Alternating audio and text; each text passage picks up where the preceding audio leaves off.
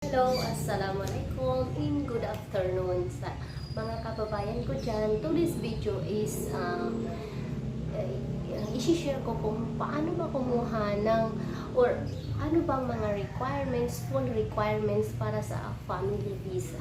So, ayan guys, bago ang lahat, kung sino ang bago pa lang sa channel ko, paki-subscribe naman at paki-pindot na lang yung button para sa mga ganitong mahalagang isi-share ko is ma-update ka. So, ayan. Sa mga walang idea guys, para sa'yo to.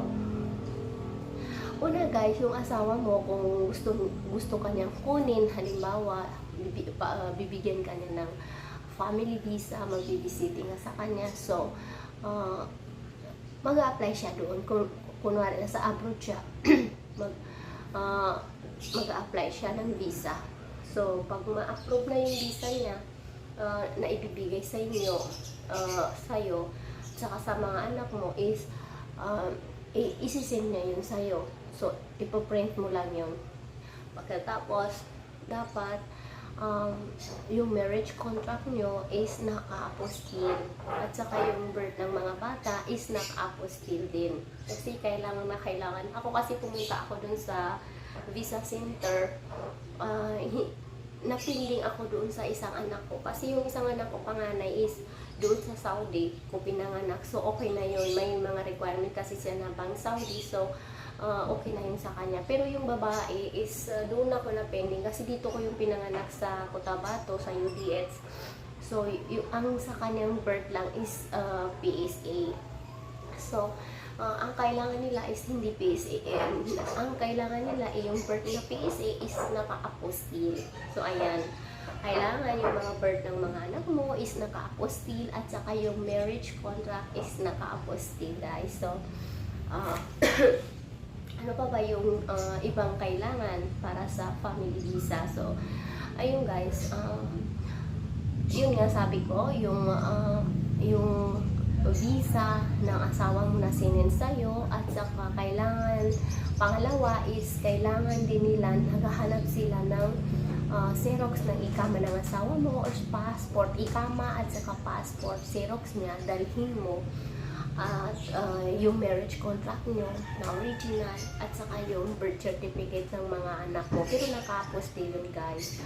And ngayong 2024, kailangan nila, nagre-recommend sila guys ng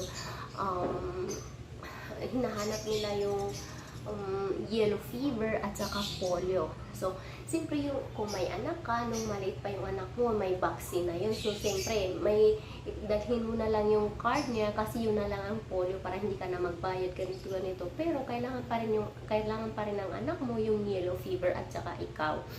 So, ikaw naman, wala kang yellow fever at saka polio, kailangan mo pa rin yung both. So, yun lang ang dadalhin doon guys, is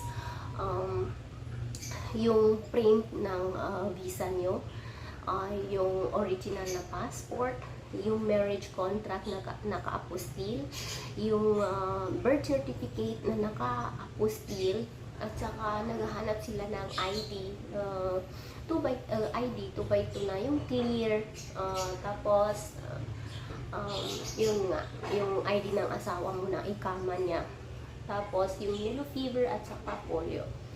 So, sa huli yun nga, magbabayad ka lang ng it is 15K. So, ayan, sa mga walang idea pa, para sa'yo to guys, panoorin mo kasi minsan kasi pag andun ka na, kung wala kang idea, mahihirapan ka din, diba? So, ito yung full talaga na requirements para sa mga family visa. So, maraming salamat. Sana nakatulong itong video na to sa inyo kahit papano. Ayun, Assalamualaikum sa inyong lahat.